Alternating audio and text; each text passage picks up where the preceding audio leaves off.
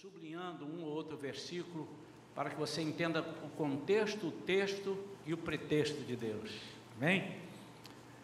Diz assim, em 2 Samuel capítulo 9, certa ocasião Davi questionou a si mesmo: será que alguma pessoa da família de Saul ainda vive? Se houver, eu gostaria muito de encontrá-la e fazer algo de bom para essa pessoa, em memória da minha amizade por Jonatas. Então convocaram Ziba, um dos servos da família de Saul, para apresentar-se a Davi. E o rei lhe indagou: tu és Ziba? E ele prontamente respondeu: teu servo, Senhor. O rei prosseguiu: resta ainda alguém da família de Saul a quem eu possa demonstrar a lealdade de Deus?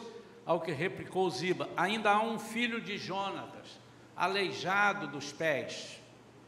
E o rei desejou saber: e onde ele se encontra agora? Diante do que Ziba lhe disse: na casa de Maquir, filho de Amiel, em Lodebar. Então em seguida o rei Davi mandou trazê-lo da cidade de Lodebar. Então Mefibosete, filho de Jonatas, neto de Saul, veio à presença de Davi e se prostrou com o rosto em terra e fez-lhe reverência. Davi o chamou pelo nome Mefibosete, e ele prontamente respondeu ao rei: eis aqui teu servo, Senhor. Então Davi o tranquilizou, dizendo: não temas, porquanto o chamei para lhe demonstrar bondade, por amor a Jonatas, teu pai, meu amigo. Restituirei todas as terras de Saul, pai de teu pai, e tu sempre haverás de comer à minha mesa.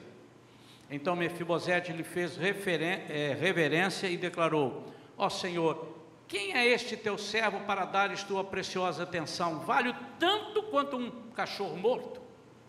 Imediatamente Davi chamou Ziba, servo de Saul, e ordenou: dá ao filho de teu senhor tudo o que pertencia a Saul e a toda a sua família.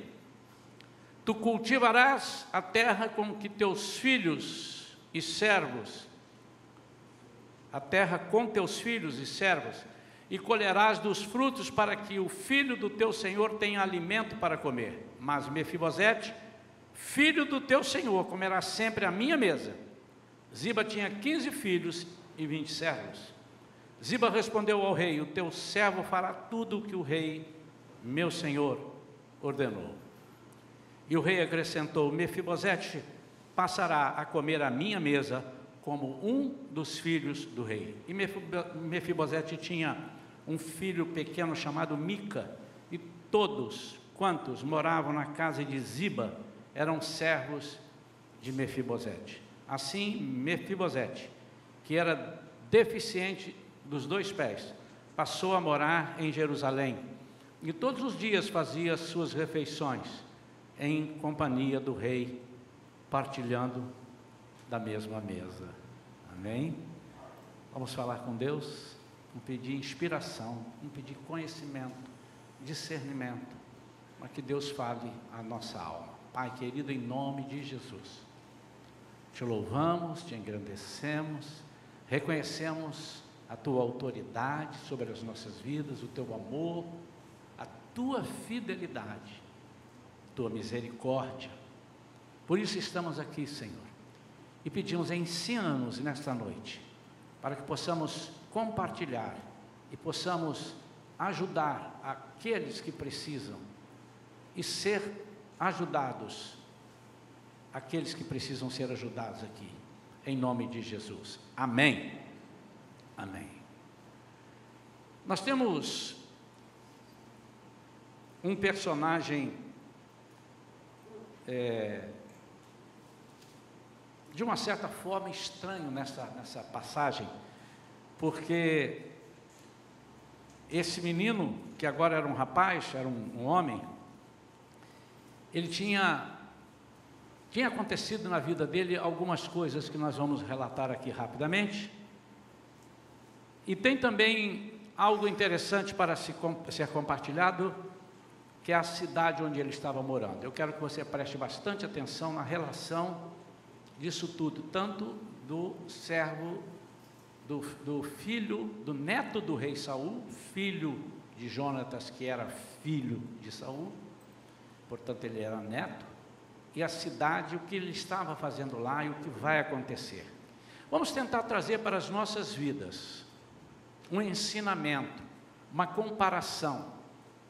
Tudo que está na Bíblia é aplicável às nossas vidas.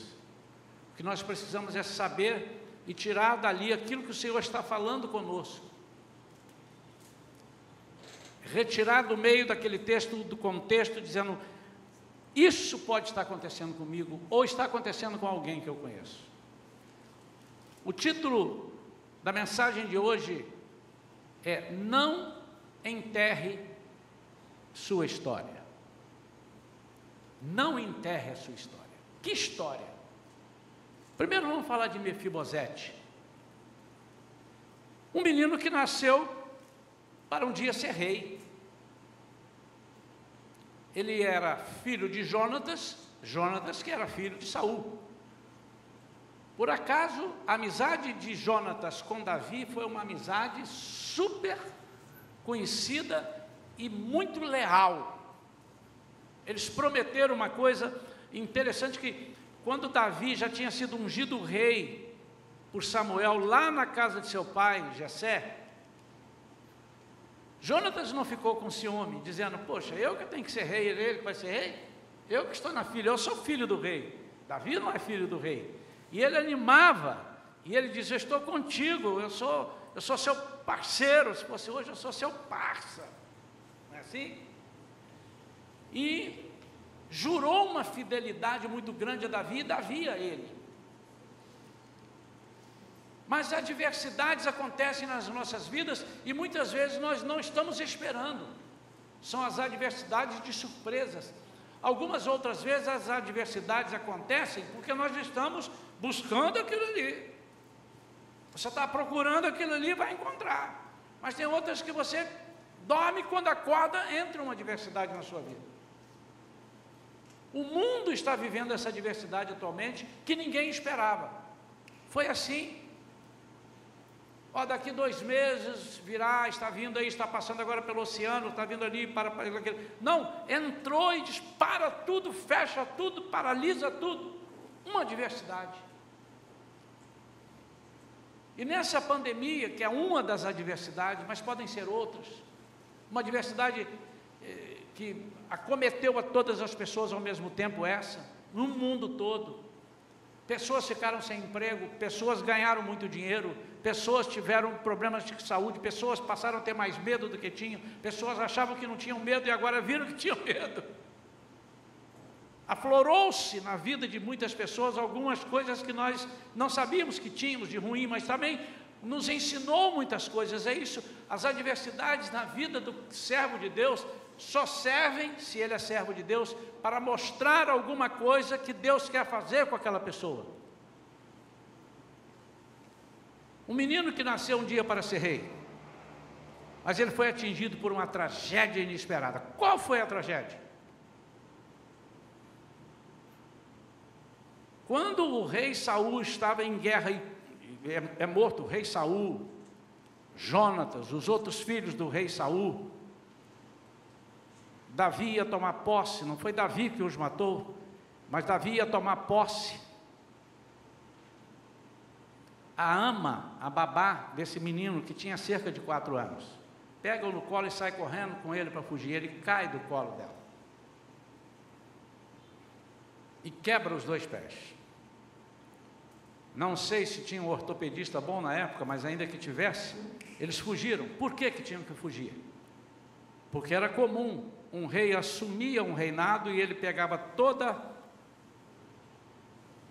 todos os herdeiros do rei anterior que estivessem vivos e mandava matar a todos para que eles não viessem buscar o trono de volta. E ele, sabendo, a ama de Mefibosete, sabendo que isso podia acontecer, saiu correndo com ele para livrá-lo. Era uma criança. Ele cai, quebra os 2 pés e leva para um lugar chamado Lodebar. Ele perdeu a realeza.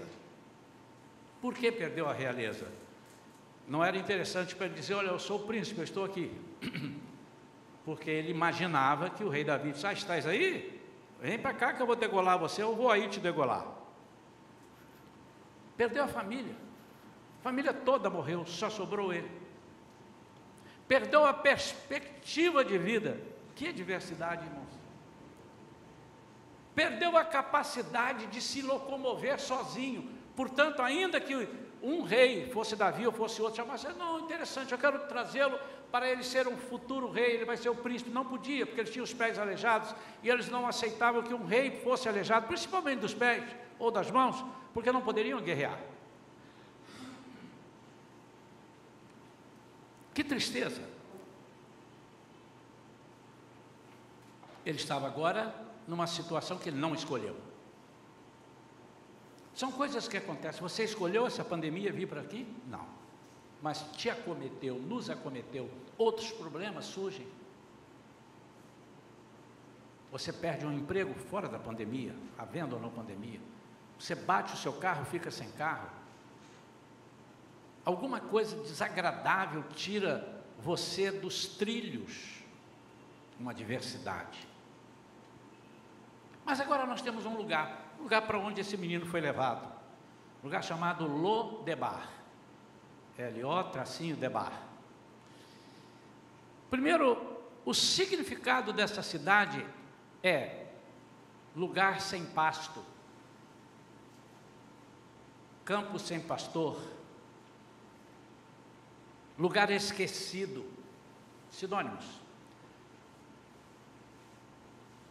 Lugar de esconderijo, era uma das cidades de refúgio, e ali as pessoas estando ali, eles tinham quase a certeza de que ninguém iria ali procurar, ninguém queria ir naquele lugar.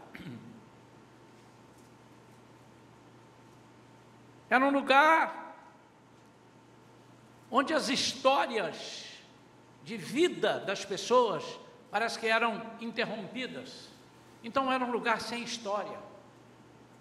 E a dele, imagino que ele não disse, vocês sabem quem eu sou? Ele crescendo, eu era neto do rei Saul, eu sou neto, eu era príncipe. Isso é uma coisa que eu posso garantir aos irmãos, que eles não tinham o menor interesse em dizer. Com medo que Davi fosse lá e cortasse a cabeça dele, desse fim na vida dele. Eu quero chamar essa cidade de meu mundinho. Um mundinho onde as pessoas se escondem, um lugar de mediocridade, sem perspectiva. Ali havia um homem chamado Maquir, já se pregou que esse homem era um mendigo que tomou conta de Mefibosete. Não, ele não era um mendigo, ele era uma pessoa até com boas posses, que dava abrigo a algumas pessoas assim, mas era uma cidade que nem era tão distante de Jerusalém e nem era tão perto de Jerusalém. Não era tão distante a ponto de não poder voltar a Jerusalém.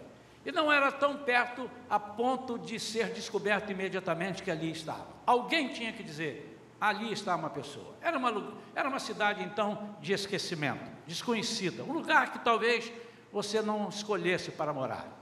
Esse lugar, esse Lo-Debar, eu estou dando também um codinome para ela de mundinho onde nos escondemos. Amados, às vezes as adversidades nos atingem, os problemas nos atingem, e nós escolhemos um mundinho. Vocês já viram alguém dizendo, deixa eu aqui no meu mundinho, eu estou aqui recolhido no meu mundinho. Isso é um erro, você não deve dizer, eu estou no meu mundinho. Deus te trouxe para você ser sal da terra, do mundo, luz do mundo. Você não pode escolher um mundinho para você e se fechar. Deus quer que você esteja sendo usado por Ele, mas amplamente usado. Mas tinha uma coisa na vida desse moço. Ele era filho do amigo do rei. Ele era filho de Jonatas. O problema é que, por medo, ele se afasta do palácio, é levado, primeiro que ele não tinha opção, 4 anos, não vai decidir, eu quero ficar aqui ou colar. Mas ele crescendo, ele disse, eu tenho que ficar aqui porque a minha história morreu, a minha história foi enterrada. Agora eu tenho que criar uma nova história. Deixa eu te dizer, não, se Deus tem uma história contigo, se Deus está propondo, está criando e te levantou, e Deus te levantou, não é se Ele te levantou, Ele levanta a todos, Ele quer ter uma história de vida com cada um de nós. Essa história não pode ser enterrada. Eu quero então, diante desse episódio, dessa história, que foi feito um resumo, quais devem ser nossas atitudes para restaurar a nossa história? Quais são as atitudes? A primeira atitude é que você não se deixe dominar pelo medo. O medo é o maior inimigo das conquistas. Maior. Não é um dos maiores, é o maior. O medo nos impede de avançar, porque ele tem uma característica paralisante. Eu não sei quantos de vocês já passaram por um susto, uma coisa de medo. Um boi bravo apareceu e você ficou paralisado.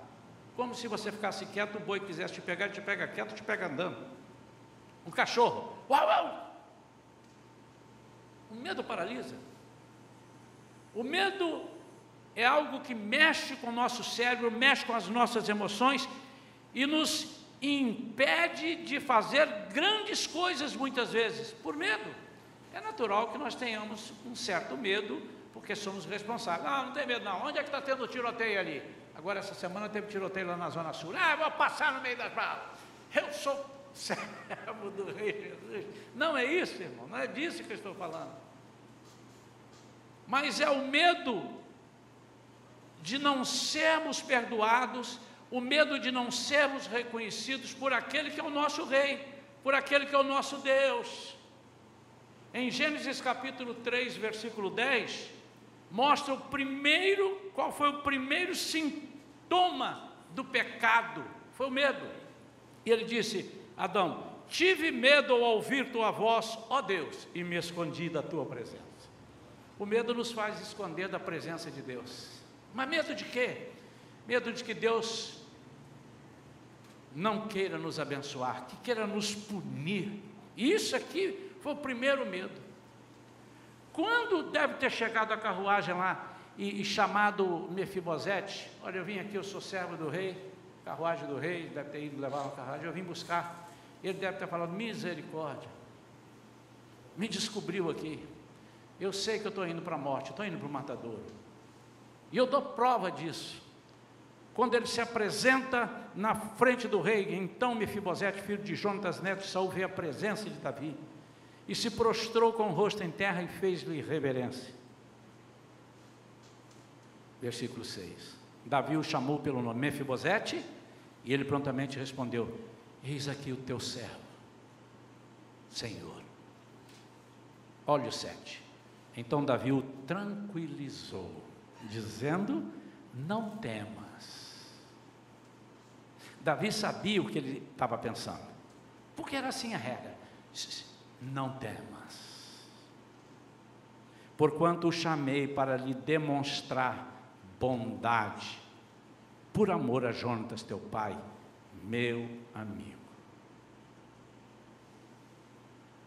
Amados, quando nós fugimos do nosso mundo, que é o mundo que Deus colocou para nós sermos sal da terra, luz do mundo, o lugar, por alguma decepção, às vezes nós temos essa decepção na igreja, às vezes temos decepção na família, às vezes nós temos decepção no trabalho, às vezes uma pandemia dessa, é uma adversidade que vem na nossa vida, nós fugimos e dali ficamos com medo.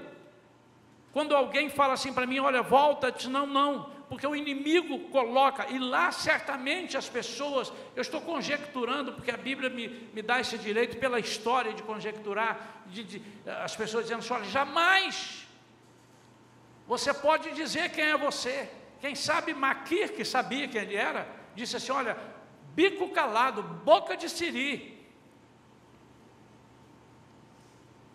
porque a qualquer momento vão te descobrir aqui. E é exatamente o que o inimigo faz conosco.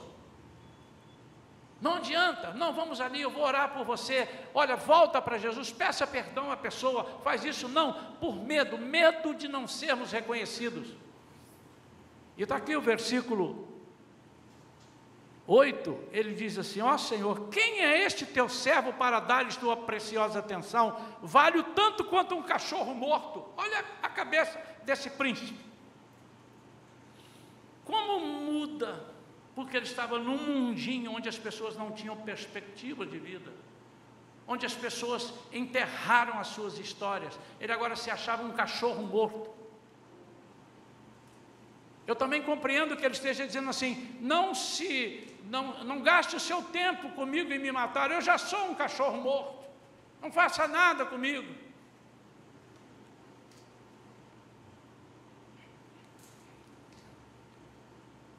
Quando o medo nos domina, nós estamos perdendo novas chances de vida, chances de história, chances de crescimento, por causa do medo. A segunda atitude que nós devemos tomar para restaurar a nossa história: acredite na bondade do nosso Rei. Acredite na bondade do nosso Rei.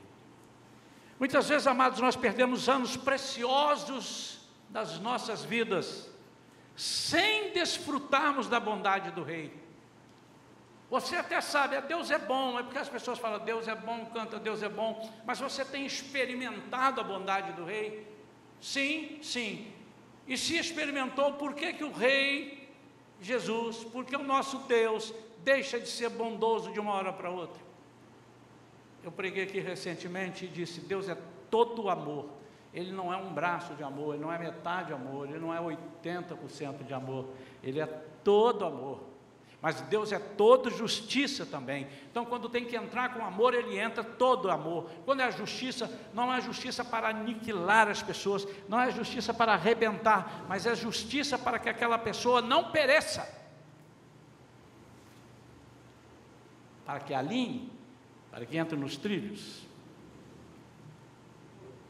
Diante do rei, ele disse ser um cão, talvez com medo, talvez por medo de fugir à morte.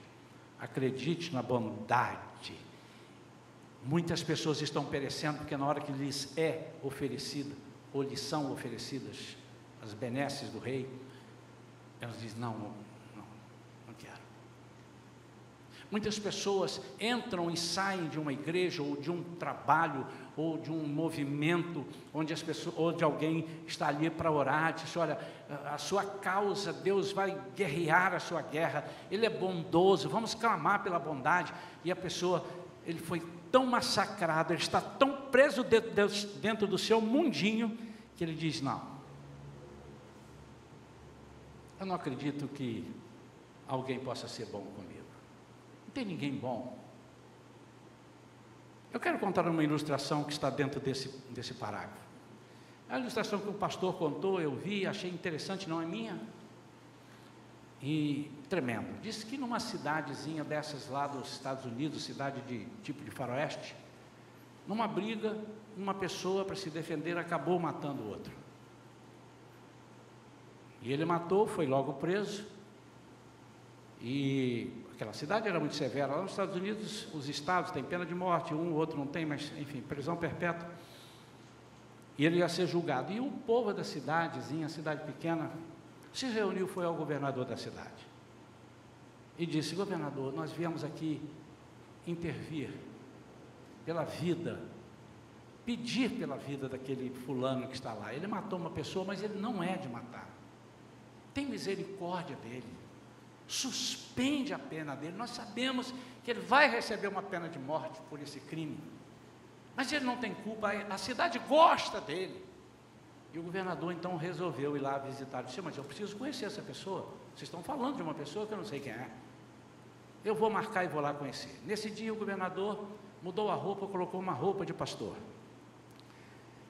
e botou uma carta e disse: eu vou ver quem ele é, como é que é, eu vou levar uma carta. E essa carta de alforria, carta de libertação, ele coloca dentro de uma Bíblia.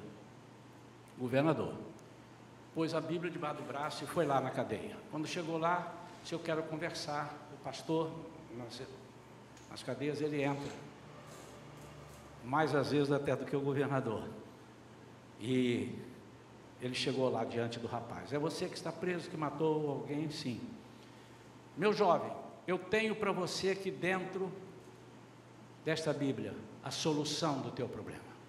Ele disse: eu não quero ouvir, não quero ver, não quero saber, mas é algo que pode salvar você, vai te tirar desse presídio, vai fazer. Eu não quero saber, mas você nem deixa eu te mostrar. Não há hipótese, por favor volte. E aquele governador vestido de pastor pega a sua Bíblia e vai embora. O carcereiro chama aquele rapaz e diz: você é louco? Sabe quem é aquele homem que saiu daqui? Sei, o pastor? Não, ele é o governador. E ele veio aqui, sabe o que tinha dentro daquela Bíblia? Tinha a sua libertação, o seu perdão estava ali. Passados uns dias, uns meses, chegou a sentença daquele moço e ele foi condenado à pena de morte. E quando ele estava indo para o corredor da morte, pediram a ele que ele falasse suas últimas palavras. Ele disse assim: eu quero que vocês saibam que eu vou ser executado, não pelo crime que eu cometi, mas pelo perdão que eu deixei de receber, pelo perdão que eu não quis receber. Por isso eu vou morrer. Amados, só há uma hipótese de nós perecermos, é não acreditarmos na bondade do nosso rei. Nessa história, o rei Davi representa o nosso Deus. E ele quer que nós sentemos à mesa com ele, e essa é a terceira atitude que nós devemos tomar para sair e restaurar nossa história. Desfrute das riquezas e da intimidade do rei. Eu vou separar as riquezas e a intimidade. Deus tem prazer em compartilhar suas riquezas conosco. Eu quero que você saiba isso e use isso ao seu favor.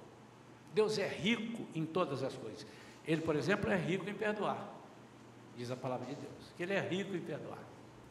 Ele é rico em misericórdia. A Bíblia diz que as misericórdias do Senhor se renovam a cada manhã e não tem fim as suas misericórdias. Ele é rico. A Bíblia diz que Ele é o dono do ouro e da prata. Se você não consegue, sem Ele é que você não vai conseguir. Mas há uma outra coisa dentro disto, é que Ele queria desfrutar, Ele queria que Mefibosete desfrutasse das suas riquezas e da sua intimidade. Deus não tem prazer em te sustentar em Lodebar. Não é o seu lugar. Esse seu mundinho, Deus quer te tirar dali. Deus poderia, Davi, o rei, poderia muito bem dizer assim: onde ele está? Em Lodebar. Me dá um endereço, e eu quero que semanalmente leve para ele uma cesta de alimentos, polpuda, leve $300, o dinheiro daquela época já era dólar, não estrague a minha pregação, leve 300, $500 por semana, eu não quero que ele sofra. Não, ele podia fazer isso ou não podia? Podia, aliás, é o que muitas pessoas fazem. Eu tenho dito aqui na igreja, nós sustentamos é um termo muito forte, nós ajudamos algumas famílias com a bolsa de alimentos, mas eu tenho dito aqui para as pessoas que são líderes desse ministério, a igreja não tem interesse em toda a vida sustentar uma pessoa. Essa pessoa, um dia, ela precisa deixar de ser sustentada e passar até a sustentar outros e ajudar outros. E temos aqui na igreja casos assim. Temos mais de 3, que eu lembro de cabeça. Pastor, nós agora não precisamos mais, pastor. Deus foi bondoso, eu estou passando o meu nome. Amém ou não, irmãos? Isaías, irmã Ingrid, que teve muito tempo nessa área. Estou passando a minha bolsa, porque agora eu já estou numa situação melhor. É isso que Deus espera. O rei Davi disse, num dos seus salmos: eu fui moço, hoje eu sou velho já, nunca vi o justo desamparado, e a sua descendência mendigar o pão. Irmãos, isso é Bíblia. Então nós não temos o interesse de sustentar, tem pessoas, tem organizações que fazem isso melhor que a igreja. Eu não tenho interesse em competir com essas instituições de caridade. Nós temos que primeiro dar a palavra, que é o que Jesus fazia, dar o alimento, mas dar o alimento com a oração, uma palavra que converte, que o tire daquela privação ou aquela prostração e que o arranque de Lodebar para vir comer na mesa do rei.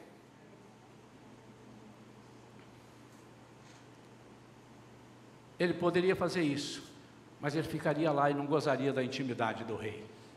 E ele disse assim: eu quero que ele coma à minha mesa, que ele desfrute de tudo à minha mesa, intimidade. Em Apocalipse capítulo 3, versículo 20, Jesus diz assim: eis que estou à porta e bato. Aí tem duas condicionais: se alguém ouvir a minha voz e se abrir a porta, eu entrarei e cearei com ele, ele comigo. Cear naquela época, os costumes dos orientais, era bem tarde, e normalmente quem entrava na casa de alguém para cear já sabia que ia dormir ali. Não havia iluminação na rua, já haviam os perigos da estrada, os salteadores, os animais. Então, se ele entrava, era para entrar na intimidade. E Jesus não estava falando para ímpios, ele estava falando para a igreja. Se alguém ouvir a minha voz. Deus não quer que você fique no seu mundinho, sofrendo, passando privações, dificuldades. Eu quero que nesta noite você coloque no seu coração: Deus quer que as suas, as dele, riquezas e a sua intimidade dele sejam compartilhadas contigo. Entrar na intimidade do rei. Pregamos aqui um pouco atrás, intimidade. Você está na sala do rei, o manda-chuva, o todo-poderoso, e ali você diz assim: Deus querido, meu rei, meu senhor, meu pastor, estou esmagado, estou com uma dificuldade. Ali você chora, abre o seu coração, e ele do alto vem e providencia todas as suas saídas. Não perca essa intimidade. Quarta e última orientação, atitude para restaurar a nossa história.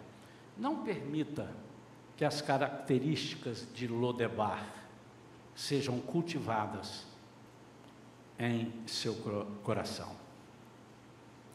Ao primeiro sinal, elimine os sintomas. Agora você voltou, não sinta saudade de lá. E quais são as características de Lodebar? Desânimo, palavras mesquinhas para si, que você falava e que alguém dizia, medo, falta de fé no futuro, mania de perseguição, porque se não fosse atrás de mim, se não coitado de mim, porque aquela babá correu comigo, porque se não corresse eu ia morrer, pois é, mas não sei porque foram matar meu pai, mania de perseguição, tristeza. A mesa do rei não é lugar de tristeza, ao contrário, é lugar de alegria. A ausência da palavra de Deus, lá era um lugar sem pasto, sem pastor, era um lugar que não havia o pastoreio. Então, quando você vem de Lodebar para Jerusalém, você tem que deixar lá todos os sintomas, todas as coisas que são próprias de lá e não devem ser cultivadas no seu coração. Por quê? Porque Deus tem uma história nova contigo. Deus quer restaurar a sua história. Imagina quanto maçante deveria ser. Senhor, meu rei, já que o senhor me deixou aqui, sentar aqui, deixa eu bater um papinho com o senhor. Olha, eu tenho que contar para o senhor. Um dia eu estava lá, aí me perseguiram, me bateram, me chamaram de aleijadinho. Eu chorava, aleijadinho, eu chorava, meu Deus. Irmãos, às vezes nós temos prazer de estar na presença do rei, mas não desfrutar de tudo aquilo que ele tem para nós. Ficamos com as características de Lodebar.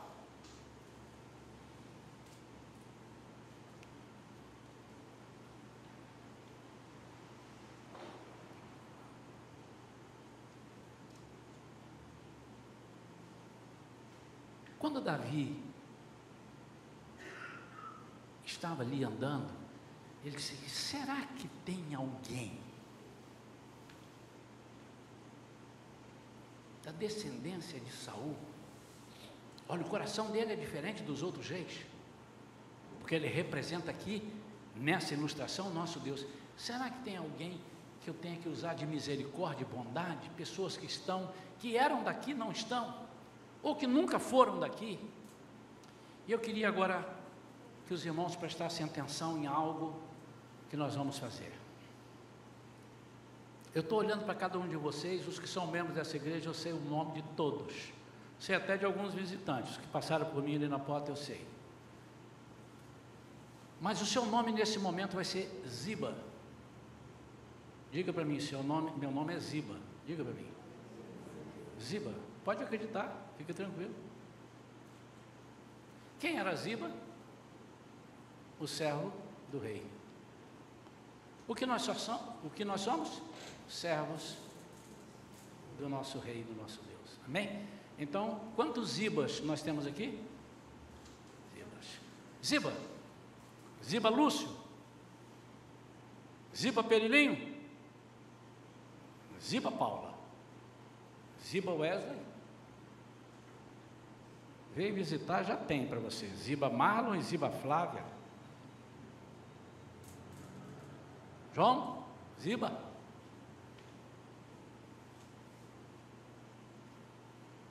Agora eu estou fazendo o papel do rei Davi, que representava Deus, nesse episódio aqui.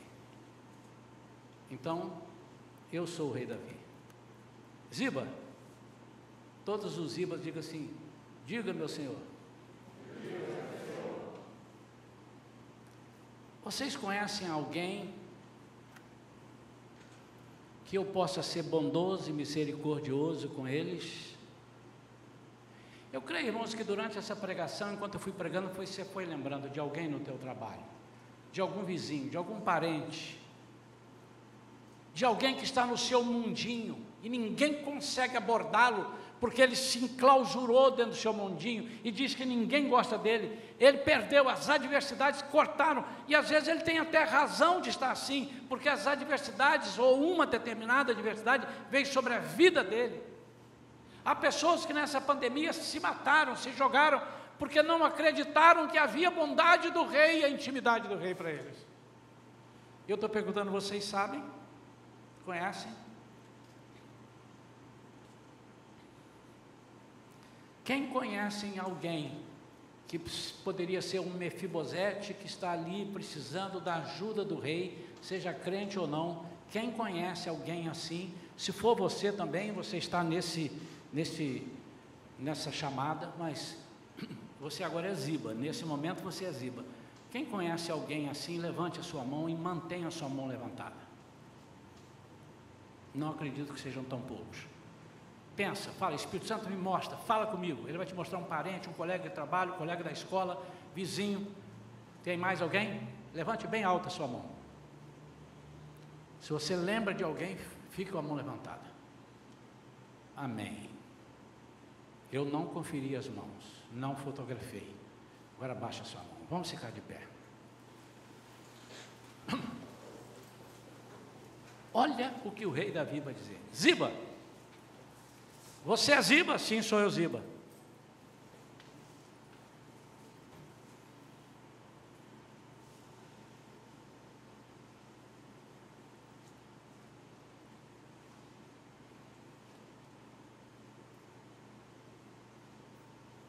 Eu quero que você me diga se há alguém aqui. E você é Ziba. Você está falando agora, o rei está ouvindo. Há alguém aqui? Ele disse, só uma pessoa que eu lembro. Mefibosete, ele era filho do Jonatas, amigo do Senhor. Esse cara está aleijado dos 2 pés. Ele não viu onde é que ele está. Está lá em Lodebar. Então manda chamar. E chama, e ele chega à presença. E agora Deus vai falar uma coisa tremenda com Ziba. imediatamente, versículo 9. Projeta na tela o versículo 9, por favor, para mim. Davi chamou Ziba, servo de Saul, e ordenou: dá ao filho de teu senhor tudo o que pertencia a Saul e a toda a sua família. Primeira coisa, eu vou parar no versículo 9. Você é Ziba? Lembrou de algum Mefibosete? Então eu queria que você viesse aqui no altar para dar para ele. O que você vai fazer aqui? Você vai ver o que Deus vai falar. Você está entregando para Deus um Mefibosete, ou 2 ou 3, ou quem sabe você se considera um Mefibosete. Você também pode vir, você é Ziba e é Mefibosete ao mesmo tempo. Eu quero que você venha aqui, porque esta semana, principalmente essa semana, você vai interceder por esses Mefibosetes, e eu vou dizer o que você vai fazer. Nada que você não possa fazer, nada que seja impossível. Mas por que no altar? O rei disse: traz aqui, traz aqui. Pode estar vindo, traz aqui. Eu gosto do altar, irmãos. Quando tudo perante o Senhor estiver, e todo o teu ser Ele controlar, só então has de ver que o Senhor tem poder. Quando? Quando tudo deixares no altar. Sabe quem vocês estão trazendo aqui no altar? Hoje vocês são Zibas, vocês estão trazendo Mefibosetes. Vocês estão lembrando de pessoas. Olha o que é que Deus falou através de Davi, e que eu vou falar, porque eu agora estou na posição de Davi, e Deus está falando comigo, não é o Isaías, é Deus. Tu cultivarás, ô Ziba, olha para mim, Ziba. Tu cultivarás, ó meu Deus, vai andar assim agora, a terra com teus filhos e servos, e colherás dos frutos, para que o filho do teu Senhor tenha alimento para comer. Sabe o que é que Deus está falando? Zibas, vocês vão ser responsáveis para cultivar a vida desse Mefibosete. Só por quê? Porque ele é meu servo, e vocês são meus servos. Mas ele estava em Lodebar, vocês estão no meu palácio. Mas sou eu que vou alimentar? Mas não é o rei? Você está comigo aqui na mesa. Todos estão comigo aqui, estão participando. Você vai cultivar. E Deus está dizendo: você Ziba aqui, você vai usar a palavra que eu estou dando para vocês, e vai resgatar das mãos do mundinho, desse seu amigo, irmão, parente, ou quem quer que seja. Como? Com a palavra. Você vai dizer para ele: você sabia que há bondade no nosso Deus, que você não sabe nem estimar, de tão grande que é? Você sabia que você não pode ter medo, não precisa ficar com medo, Deus não vai, foi você, né? Você fez aquele pecado, vou te deixar de quarentena agora, você não vai receber nenhuma bênção de quarentena. Esse não é o nosso Deus. A Bíblia diz que Ele é rico em perdoar, então logo a gente se arrepende, Ele imediatamente perdoa. É diferente de nós. Tá, você fez, tudo bem, está perdoado, mas fica lá e eu aqui, tá? Vou dar um tempo, deixa minha cabeça esfriar. Mas Deus não é assim não. Deus já te perdoou, já disse: já vem para cá, come comigo. Aí Ziba respondeu ao rei: aí é com vocês agora, hein? Que ele disse assim: o teu servo fará tudo o que o rei meu senhor ordenou.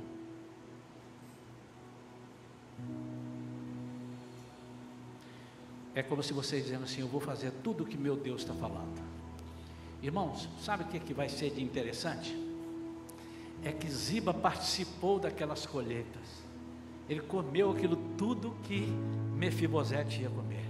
Ele estava ali vendo tudo. Sabe o que quer dizer isso? Eu tenho experiência na minha vida. Quando eu me interessei pelas pessoas que precisavam, Deus cuidou da minha causa.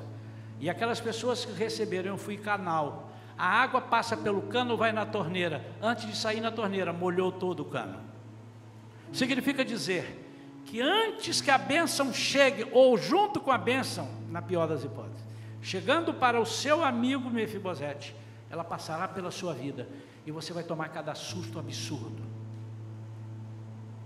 bons, sustos bons. Gente, eu não orei, eu não estava orando, meu joelho ficou bom. Ué, quem orou por mim? Se ninguém orou, Deus viu que você precisava da cura do seu joelho e você está cuidando do Mefibosete, tirando ele de Lodebar. Ele agora está aqui cuidando do seu joelho, do seu coração, dos seus problemas, das suas finanças. Então nós vamos orar nesse sentido. Mas antes de orar, quem sabe tinha algum Mefibosete? Quem sabe está aqui. Pastor, eu sou Ziba e sou Mefibosete, eu também estou nesse mundinho, eu preciso de uma libertação, eu preciso disso tudo. Você já sabe o caminho, eu já li aqui para você. Eu acho que você não decorou essa mensagem, você vai pegá-la amanhã, que já estará disponível na internet, e vai ver mais de uma vez. Chama alguém, mande para esse Mefibosete, mande essa mensagem.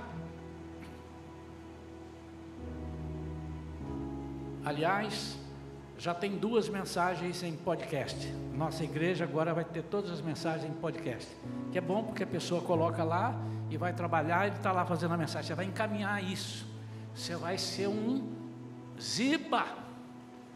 Vai lá buscar.